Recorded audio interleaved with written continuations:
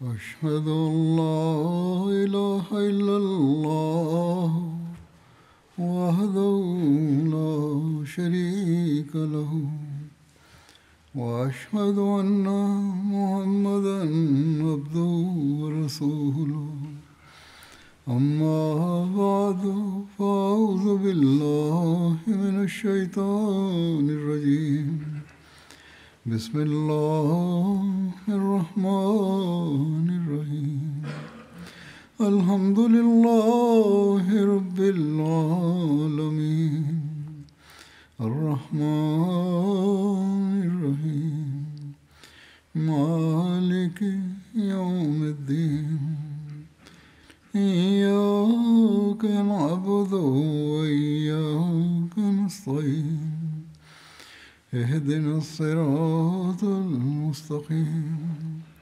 صراط الذين أنعمت عليهم غير المغضوب عليهم ولا الضالين.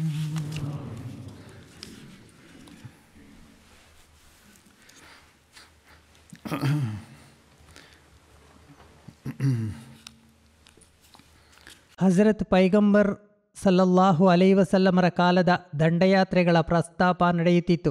ಇಂದು ಈ ಸಂಬಂಧವಾಗಿ ಮೊದಲು ಕುರ್ಜ್ ಬಿನ್ ಜಾಬಿರ್ರ ಕಾರ್ಯಾಚರಣೆಯ ಬಗ್ಗೆ ಪ್ರಸ್ತಾಪಿಸುತ್ತೇನೆ. ಈ ದಂಡಯಾತ್ರೆ ಹಿಜರಿ 6 ಶವ್ವಾಲ್ ಮಾಸದಲ್ಲಿ ಉರೈನ್ನ ಕಡೆಗೆ ಆಗಿತ್ತು. ಕೆಲವರ ಪ್ರಕಾರ ಈ ದಂಡಯಾತ್ರೆ ಸಯೀದ್ ಬಿನ್ ಝೈದ್ರದ್ದಾಗಿತ್ತು. ಆದರೆ ಹೆಚ್ಚಿನವರ ಹೇಳಿಕೆಯ ಪ್ರಕಾರ ಈ ದಂಡಯಾತ್ರೆ ಕುರ್ಜ್ ಬಿನ್ ಜಾಬಿರ್ರದ್ದೇ ಆಗಿತ್ತು. ಈ ದಂಡಯಾತ್ರೆ ಝರೀರ್ ಬಿನ್ ಅಬ್ದುಲ್ಲಹರದಾಗಿತ್ತು ಎಂದೂ ಸಹ ಒಂದು ಹೇಳಿಕೆ ಇದೆ. ಆದರೆ ಈ ಹೇಳಿಕೆ ಸರಿಯಲ್ಲವೆಂದು ಹೇಳಲಾಗಿದೆ. ಈ ಕಾರ್ಯಾಚರಣೆಯ ವಿವರಣೆ ಹೀಗಿದೆ. ಉಕಲ್ ಮತ್ತು ಉರೈನ್ನ ಗೋತ್ರಗಳು ಸುಮಾರು 8 ಜನರು ಹಜರತ್ ಪೈಗಂಬರ್ ಸಲ್ಲಲ್ಲಾಹು ಅಲೈಹಿ ವಸಲ್ಲಮರ ಸನ್ನಿಧಿಯಲ್ಲಿ ಹಾಜರಾದರು. ಅವರು ರೋಗಿಗಳು ಆಗಿದ್ದರು. ಅವರು ಹೇಳಿದರು, ನಮಗೆ ಅಭಯ ನೀಡಿರಿ ಮತ್ತು ನಮಗೆ ಆಹಾರವನ್ನು ನೀಡಿರಿ ಎಂದು. ಅವರು ಮಸ್ಜಿದ್ ನಬಿಯಲ್ಲಿಯೇ ತಂಗಿದ್ದರು ಮತ್ತು ಬೇಗನೆ ಗುಣವಾದರು. ಆದರೆ ಅವರಿಗೆ ಮದೀನದ ಹವಾಮಾನ ಹಿಡಿಸಲಿಲ್ಲ. ಆದುದರಿಂದ ಹಜರತ್ ಪೈಗಂಬರ್ ಸಲ್ಲಲ್ಲಾಹು ಅಲೈಹಿ ವಸಲ್ಲಮರ ಅನುಮತಿ ಮತ್ತು ಆದೇಶದಂತೆ ಅವರು ಒಂಟೆಗಳು ಮೇಯುವ ಪ್ರದೇಶಕ್ಕೆ ಹೋದರು. ಹಜರತ್ ಪೈಗಂಬರ್ ಸಲ್ಲಲ್ಲಾಹು ಅಲೈಹಿ ವಸಲ್ಲಮರ ಈ ಕಾರುಣ್ಯದ ವರ್ತನೆ ಇದ್ದೂ ಕೂಡ ಆ ಜನರು ಹುಲ್ಲುಗಾವಲು ಪ್ರದೇಶದ ಒಂಟೆಗಳ ಬಳಿಗೆ ಹೋದ ನಂತರ ಸತ್ಯ ನಿಷೇಧಿಗಳಾದರು ಮತ್ತು ಒಂಟೆಗಳನ್ನು ಕೊಂಡು ಹೋದರು. ಎಂದರೆ ಆರೋಗ್ಯವಂತರಾದ ನಂತರ ಅವರು ಹಜರತ್ ಪೈಗಂಬರ್ ಸಲ್ಲಲ್ಲಾಹು ಅಲೈಹಿ ವಸಲ್ಲಮರನ್ನು ಮೋಸ ಮಾಡಿದರು. ಹಜರತ್ ಪೈಗಂಬರ್ ಸಲ್ಲಲ್ಲಾಹು ಅಲೈಹಿ ವಸಲ್ಲಮರು ಸ್ವತಂತ್ರಗೊಳಿಸಿದ ಗುಲಾಮ ಯಾಸರ್ ಮತ್ತು ಅವನ ಕೆಲವು ಸಹಚರರು ಅವನನ್ನು ಹಿಂಬಾಲಿಸಿದರು.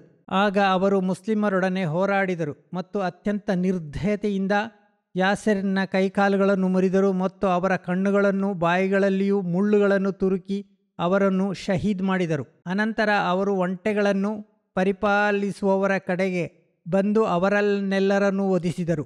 ಬಚಾವಾದ ಒಬ್ಬ ವ್ಯಕ್ತಿ ಹಜರತ್ ಪೈಗಂಬರ್ ಸಲ್ಲಲ್ಲಾಹು ಅಲೈಹಿ ವಸಲ್ಲಮರ ಸನ್ನಿಧಿಗೆ ಬಂದು ಹೀಗೆ ಹೇಳಿದರು, ಅವರು ನನ್ನ ಸಹಚರರನ್ನು ವಧಿಸಿದ್ದಾರೆ ಮತ್ತು ಒಂಟೆಗಳನ್ನು ಕೊಂಡು ಹೋಗಿದ್ದಾರೆ.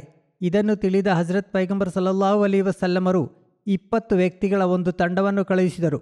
ಅದು ಹಜರತ್ ಪೈಗಂಬರ್ ಸಲ್ಲಲ್ಲಾಹು ಅಲೈಹಿ ವಸಲ್ಲಮರ ಮೂಲಕವೇ ಆದ ಅಥವಾ ಮರುದಿನ ಆ ಜನರನ್ನು ಬಂಧಿಸಿ ಅವರನ್ನು ಹಜರತ್ ಪೈಗಂಬರ್ ಸಲ್ಲಲ್ಲಾಹು ಅಲೈಹಿ ವಸಲ್ಲಮರ ಸನ್ನಿಧಿಯಲ್ಲಿ ಹಾಜರುಪಡಿಸಲಾಯಿತು. ಅನೇಕ ವರದಿಗಳ ಪ್ರಕಾರ ಹಜರತ್ ಪೈಗಂಬರ್ ಸಲ್ಲಲ್ಲಾಹು ಅಲೈಹಿ ವಸಲ್ಲಮರು ಆ ಜನರೊಡನೆ ಅವರು ಮುಸ್ಲಿಂ ಕುರುಬರೊಡನೆ ವರ್ತಿಸಿದ ರೀತಿಯಲ್ಲೇ ಶಿಕ್ಷಿಸಿದರು ಎಂದಿದೆ.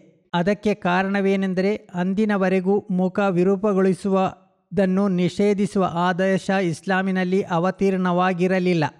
ಆದರೆ ಈ ನಿಷೇಧದ ಅವತೀರ್ಣಗೊಂಡ ನಂತರ ಹಜರತ್ ಪೈಗಂಬರ್ ಸಲ್ಲಲ್ಲಾಹು ಅಲೈಹಿ ವಸಲ್ಲಮರು ಯಾವುದೇ ಸೇನೆಯನ್ನು ಕಳುಹಿಸುವಾಗಲೂ ದೇಹವನ್ನು ವಿರೂಪಗೊಳಿಸಬಾರದು ಎಂದು ದಾನ ಧರ್ಮವನ್ನು ಮಾಡಬೇಕು ಎಂದು ಹೇಳುತ್ತಿದ್ದರು. ಹಜರತ್ ಮಿರ್ಜಾ ಬಶೀರ್ ಅಹ್ಮದ್ ಸಾಹಿಬ್ ರಲಿಯಲ್ಲಾಹು ಅನ್ಹು ಹೀಗೆ ಹೇಳುತ್ತಾರೆ, ಮುಸ್ಲಿಮರಿಗಾಗಿ ಆ ದಿನಗಳು ಅತ್ಯಂತ ಅಪಾಯಕಾರಿಯಾಗಿದ್ದವು. ಏಕೆಂದರೆ ಖುರೈಶಿ ಮತ್ತು ಯಹೂದಿಯರ ಪ್ರಚೋದನೆಯಿಂದ ಪೂರ್ತಿ ದೇಹ ಅವರ ಹಾಗೆ ಬೆಂಕಿಯಿಂದ ಹೊತ್ತಿಕೊಂಡಿತ್ತು. ಮದೀನದ ಮೇಲೆ ವ್ಯವಸ್ಥಿತವಾದ ದಾಳಿ ನಡೆಸುವುದಕ್ಕೆ ಬದಲಾಗಿ ಅವರು ಮುಸ್ಲಿಮರನ್ನು ಮೋಸ ಮಾಡಿ ಹಾನಿಗೊಳಿಸಬೇಕೆಂಬ ಹೊಸ ಕಾರ್ಯನೀತಿಯನ್ನು ಅವರು ತೀರ್ಮಾನಿಸಿದ್ದರು. ಈ ದುಷ್ಟರಿಗೆ ಶಿಕ್ಷೆ ನೀಡಿದ ಬಗ್ಗೆ ಹಜರತ್ ಮಿರ್ಜಾ ಬಶೀರ್ ಅಹಮದ್ ಸಾಹಿಬ್ ರಲಿಯಲ್ಲಾಹು ಹೇಳುತ್ತಾರೆ, ಈ ವಿಷಯದಲ್ಲಿ ಕ್ರೂರತೆಯ ಆರಂಭ ಸತ್ಯ ನಿಷೇಧಿಗಳ ಕಡೆಯಿಂದಾಗಿತ್ತು. ಅದಲ್ಲದೆ ಈ ತೀರ್ಮಾನವನ್ನು ಮೂಸಾ ಅಲೈಹಿಸ್ಸಲಾಮರ ಶರೀಯತ್ತಿನ ಪ್ರಕಾರವೇ ಮಾಡಲಾಗಿತ್ತು. ಆದಾಗ್ಯೂ ಇಸ್ಲಾಂ ಧರ್ಮ ಈ ಶಿಕ್ಷೆಯನ್ನು ಸ್ಥಾಯಿಗೊಳಿಸಲಿಲ್ಲ. ಅನಂತರ ಈ ವಿಧಾನವನ್ನು ನಿಷೇಧಿಸಲಾಯಿತು. ವಿಲಿಯಂ ಮ್ಯೂರ್ ಸಮೇತ ಕೆಲವು ಪಾಶ್ಚಾತ್ಯ ಸಂಶೋಧಕರು ಈ ಘಟನೆಯನ್ನು ಪ್ರಸ್ತಾಪಿಸುತ್ತಾ ಎಂದಿನಂತೆ ಆಕ್ಷೇಪಿಸಿದ್ದಾರೆ. ಈ ವಿಷಯದಲ್ಲಿ ಇಸ್ಲಾಮಿನ ಸೆರಗು ಪೂರ್ಣವಾಗಿಯೂ ಪರಿಶುದ್ಧವಾಗಿರುವಂತೆ ತೋರುತ್ತದೆ, ಏಕೆಂದರೆ ಸತ್ಯದಲ್ಲಿ ಈ ತೀರ್ಪು ಅವರದ್ದಾಗಿರಲಿಲ್ಲ, ಬದಲಿಗೆ ಹಜರತ್ ಮೂಸಾ ಅಲೈಹಿಸ್ಸಲಾಮರದಾಗಿತ್ತು. ಅವರು ನೀತಿ ಸಂಹಿತೆಯನ್ನು ಹಜರತ್ ಈಸಾ ಅಲೈಹಿಸ್ಸಲಾಂ ರದ್ದುಗೊಳಿಸಿರಲಿಲ್ಲ, ಬದಲಿಗೆ ಅದನ್ನು ಮುಂದುವರಿಸಿದ್ದರು.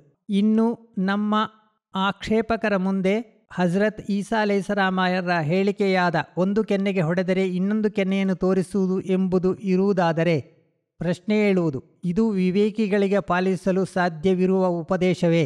ಇಂದಿನ ತನಕ ಯಾವನಾದರೂ ಕ್ರೈಸ್ತ ಪುರುಷ ಅಥವಾ ಮಹಿಳೆ ಅಥವಾ ಯಾವುದಾದರೂ ಕ್ರೈಸ್ತ ಪಂಗಡ ಅಥವಾ ಸರಕಾರ ಈ ಬೋಧನೆಯನ್ನು ಪಾಲಿಸಿದೆಯೇ? ಭಾಷಣ ಪೀಠವನ್ನೇರಿ ಉಪದೇಶಿಸಲು ಈ ನಿಸ್ಸಂದೇಹವಾಗಿಯೂ ಒಂದು ಉತ್ತಮ ಬೋಧನೆಯಾಗಿದೆ. ಆದರೆ ಪ್ರಾಯೋಗಿಕ ಜಗತ್ತಿನಲ್ಲಿ ಈ ಉಪದೇಶಕ್ಕೆ ಯಾವುದೇ ಬೆಲೆ ಇಲ್ಲ. ಇಸ್ಲಾಂ ಹೆಚ್ಚು ಯಾ ಕಮ್ಮಿ ಮಾರ್ಗವನ್ನು ಬಿಟ್ಟು ಮಧ್ಯ ಮಾರ್ಗವನ್ನು ಉಪದೇಶಿಸುತ್ತದೆ. ಅದು ಲೋಕದ ನಿಜವಾದ ಶಾಂತಿಗೆ ಬುನಾದಿಯಾಗಿದೆ. ಎಂದರೆ ಪ್ರತಿಯೊಬ್ಬರೂ ಒಂದು ಅಪರಾಧಕ್ಕೆ ಶಿಕ್ಷೆ ಅನುಗುಣವಾಗಿ ಮತ್ತು ಅದರ ತೀವ್ರತೆಯ ಪ್ರಕಾರ ಆಗಿರಬೇಕು. ಅದು ಕ್ಷಮಿಸುವುದರಿಂದ ಅಥವಾ ಸೌಮ್ಯವಾಗಿ ವರ್ತಿಸುವುದರಿಂದ ಸುಧಾರಣೆ ಸಾಧ್ಯವಿದೆ ಎಂದಾದರೆ ಕ್ಷಮಿಸುವುದು ಅಥವಾ ಸೌಮ್ಯತೆ ತೋರಿಸುವುದು ಉತ್ತಮ. ಅಂತಹ ವ್ಯಕ್ತಿ ಅಲ್ಲಾಹನ ಬಳಿ ಉತ್ತಮ ಪ್ರತಿಫಲಕ್ಕೆ ಹಕ್ಕುದಾರನಾಗಿರುವನು.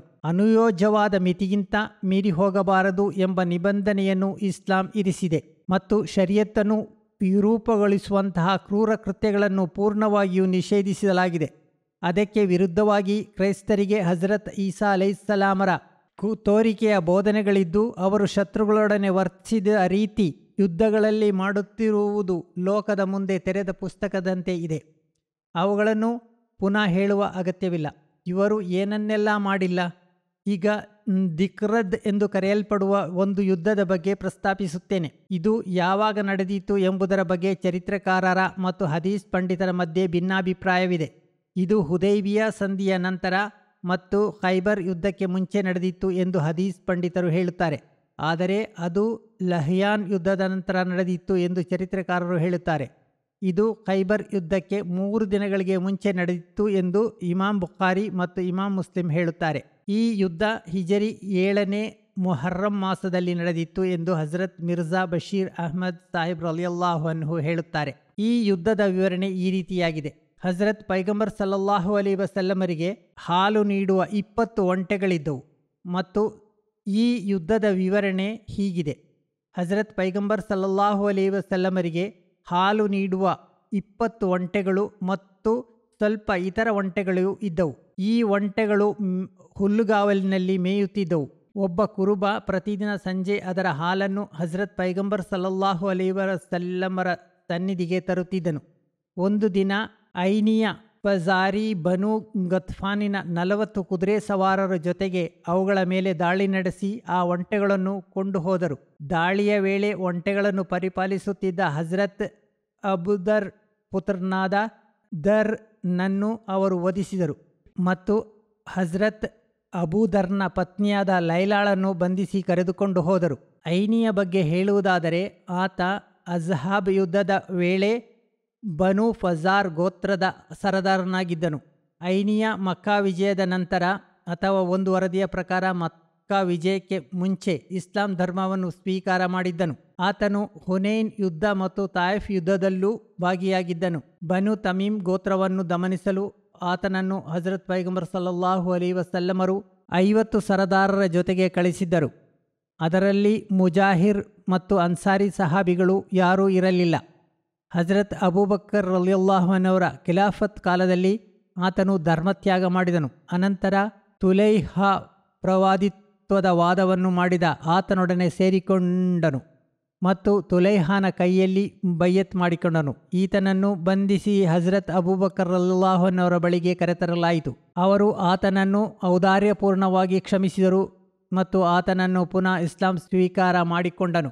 ಇದರ ವಿವರಣೆಯಲ್ಲಿ ಹೀಗೆ ಬರೆಯಲಾಗಿದೆ: ಐನಿಯ ದಾಳಿಗೆ ಮುಂಚೆ ಹಜರತ್ ಅಬೂದರ್ ಪೈಗಂಬರ್ ಸಲ್ಲಲ್ಲಾಹು ಅಲೈಹಿ ವಸಲ್ಲಮರಿಂದ ಒಂಟೆಗಳನ್ನು ಮೇಯಲು ಪ್ರದೇಶದಲ್ಲಿ ಕಡೆಗೆ ಕೊಂಡೊಯ್ಯಲು ಅನುಮತಿ ಕೇಳಿದರು.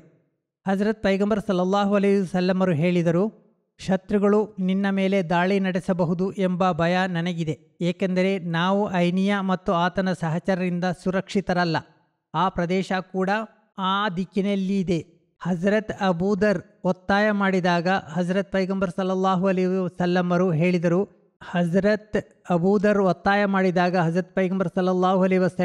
ಹೇಳಿದರು, ಶತ್ರುಗಳು ನಿನ್ನ ಪುತ್ರನನ್ನು ವಧಿಸಬಹುದು ಮತ್ತು ನಿನ್ನ ಪತ್ನಿಯನ್ನು ಬಂಧಿಸಬಹುದು ಎಂಬ ಭಯ ನನಗಿದೆ. ಅನಂತರ ನೀನು ಒಂದು ಬೆತ್ತದ ಆಸರೆಯಿಂದ ಬರುವಿಯಾ? ಹಜರತ್ ಅಬೂದರ್ ಹೇಳುತ್ತಾರೆ, ನನ್ನ ಕುರಿತು ನನಗೆ ಆಶ್ಚರ್ಯವಾಗುತ್ತದೆ, ನಿನ್ನ ಬಗ್ಗೆ ನನಗೆ ಭಯವಿದೆ ಎಂದು ಹಜರತ್ ಪೈಗಂಬರ್ ಸಲ್ಲಲ್ಲಾಹು ಅಲೈಹಿ ವಸಲ್ಲಂ ಹೇಳುತ್ತಿದ್ದರೂ ಕೂಡ ನಾನು ಒತ್ತಾಯ ಮಾಡುತ್ತಲೇ ಇದ್ದೆ. ಅನಂತರ ಅಲ್ಲಾಹನಾಣೆ, ಹಜರತ್ ಪೈಗಂಬರ್ ಸಲ್ಲಲ್ಲಾಹು ಅಲೈಹಿ ವಸಲ್ಲಮರು ಹೇಳಿದಂತೆಯೇ ಆಯಿತು. ನಾನು ಮನೆಯಲ್ಲಿಯೇ ಇದ್ದೆ ಮತ್ತು ಹಜರತ್ ಪೈಗಂಬರ್ ಸಲ್ಲಲ್ಲಾಹು ಅಲೈಹಿ ವಸಲ್ಲಮರ ಒಂಟೆಗಳನ್ನು ಕೊಟ್ಟಿಗೆಗೆ ಮರಳಿ ತರಲಾಗುತ್ತಿದ್ದವು. ಅವುಗಳಿಗೆ ಆಹಾರ ಪಾನೀಯಗಳನ್ನು ನೀಡಲಾಗುತ್ತಿತ್ತು, ಅವುಗಳ ಹಾಲುಗಳನ್ನು ಕರೆಯಲಾಗುತ್ತಿದ್ದು. ಅನಂತರ ನಾವು ನಿದ್ದೆ ಹೋದೆವು. ರಾತ್ರಿ ಸಮಯದಲ್ಲಿ ಐನಿಯ 40 ಸರದಾರರ ಜೊತೆ ನಮ್ಮ ಮೇಲೆ ಆಕ್ರಮಣ ನಡೆಸಿದನು. ಅವರು ಅಲ್ಲಿ ನಿಂತು ಕೂಗಿ ಕರೆದಾಗ ನನ್ನ ಮಗ ಹೊರಗೆ ಬಂದನು. ಅವನನ್ನು ಅವರು ಕೊಂದುಬಿಟ್ಟರು. ಈ ಸಂಬಂಧವಾಗಿ ಶತ್ರುಗಳು ಹಜರತ್ ಸಲ್ಮಾ ಬಿನ್ ಅಕು ಹಿಂಬಾಲಿಸಲು ಹೋದ ಬಗ್ಗೆಯೂ ಪ್ರಸ್ತಾಪ ಬರುತ್ತದೆ. ಒಂಟೆಗಳನ್ನು ಕೊಂಡು ಹೋದವರನ್ನು ಸಲ್ಮಾ ಬಿನ್ ಅಕು ಹಿಂಬಾಲಿಸಿದರು ಮತ್ತು ಅವರ ಮೇಲೆ ಸಶಕ್ತ ದಾಳಿ ನಡೆಸಿದರು ಹಾಗೂ ಅನೇಕ ಒಂಟೆಗಳನ್ನು ಮರಳಿ ಪಡೆಯುವುದರಲ್ಲಿ ಯಶಸ್ವಿಯಾದರು. ಈ ಎಲ್ಲ ಸಂಗತಿಗಳ ಬಗ್ಗೆ ಹಜರತ್ ಪೈಗಂಬರ್ ಸಲ್ಲಲ್ಲಾಹು ಅಲೈಹಿ ವಸಲ್ಲಮರಿಗೆ ಗೊತ್ತಾದಾಗ ಅವರು ಘೋಷಣೆ ಮಾಡಿದರು. ಈ ಘೋಷಣೆಯ ಪ್ರಕಾರ ಶ್ರೇಷ್ಠ ಸಹಾಬಿಯರು ಹಾಜರಾದರು. ಹಜರತ್ ಪೈಗಂಬರ್ ಸಲ್ಲಲ್ಲಾಹು ಅಲೈಹಿ ವಸಲ್ಲಮರು ಸಅದ್ ಬಿನ್ ಝೈದ್ರನ್ನು ಅಮೀರ್ ಆಗಿ ನೇಮಿಸಿದರು ಮತ್ತು ಅವರನ್ನು ಹಿಂಬಾಲಿಸಲು ಕಳಿಸಿದರು. ಹಜರತ್ ಪೈಗಂಬರ್ ಸಲ್ಲಲ್ಲಾಹು ಅಲೈಹಿ ವಸಲ್ಲಮರು ಸ್ವತಃ 500 ಅಥವಾ 700 ಸಹಾಬಿಯರ ಜೊತೆಗೆ ಹೊರಟರು. ಹಜರತ್ ಪೈಗಂಬರ್ ಸಲ್ಲಲ್ಲಾಹು ಅಲೈಹಿ ವಸಲ್ಲಂ ಮಿಕ್ದಾದ್ ಬಿನ್ ಅಸ್ವರ್ ರಲಿಯಲ್ಲಾಹುನವರನ್ನು ಈಟಿಯ ಮೇಲೆ ಧ್ವಜವನ್ನು ಕಟ್ಟಿದರು. ಈ ಯುದ್ಧದಲ್ಲಿ ನಡೆದ ಒಂದು ಘಟನೆಯನ್ನು ಇಬ್ನು ಇಸ್ಹಾಕ್ ಹೀಗೆ ಹೇಳುತ್ತಾರೆ: ಹಜರತ್ ಪೈಗಂಬರ್ ಸಲ್ಲಲ್ಲಾಹು ಅಲೈಹಿ ವಸಲ್ಲಂ ಕೇಳಿದರು, ಎಲೈ ಅಬು ಅಯಾಸ್, ಶತ್ರುಗಳನ್ನು ಹಿಡಿಯಬಲ್ಲ ನಿನಗಿಂತ ಉತ್ತಮನಾದ ಸರದಾರ ನಿನ್ನ ಕುದುರೆಯನ್ನು ಕೊಡುವುದಿಲ್ಲವೇ?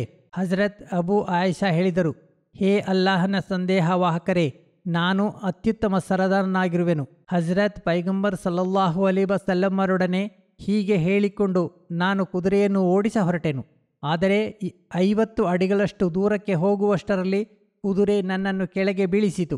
ನನಗೆ ಆಶ್ಚರ್ಯವಾಯಿತು, ಏಕೆಂದರೆ ಕುದುರೆಯನ್ನು ನಿನಗಿಂತ ಉತ್ತಮ ಸವಾರನಿಗೆ ಕೊಡು ಎಂದು ಹಜರತ್ ಪೈಗಂಬರ್ ಸಲ್ಲಲ್ಲಾಹು ಅಲೈಹಿ ವಸಲ್ಲಮರು ಹೇಳುತ್ತಿದ್ದರೂ ಕೂಡ ನಾನು ಉತ್ತಮ ಸರದಾರನೆಂದು ಹೇಳುತ್ತಿದ್ದೆ. ಅನಂತರ ಹಜರತ್ ಪೈಗಂಬರ್ ಸಲ್ಲಲ್ಲಾಹು ಅಲೈಹಿ ವಸಲ್ಲಮರು ಅಬು ಆಯಿಷಾ ರಲಿಯಲ್ಲಾಹುನವರಿಗೆ ಕುದುರೆಯನ್ನು ಹಜರತ್ ಮಾಯದ್ ಬಿನ್ ಮಾಯಸರಿಗೆ ಕೊಟ್ಟರು. ಈ ಯುದ್ಧದಲ್ಲಿ ಸಹಾಬಿಯರು ಬಹಳ ಶೂರತನದಿಂದಲೂ ತ್ಯಾಗ ಮನೋಭಾವದಿಂದಲೂ ಯುದ್ಧ ಮಾಡಿದರು. ಕೆಲವು ಸಹಾಬಿಯರು ಬಹಳ ಧೈರ್ಯವನ್ನು ತೋರುತ್ತಾ ಹುತಾತ್ಮರಾದರು.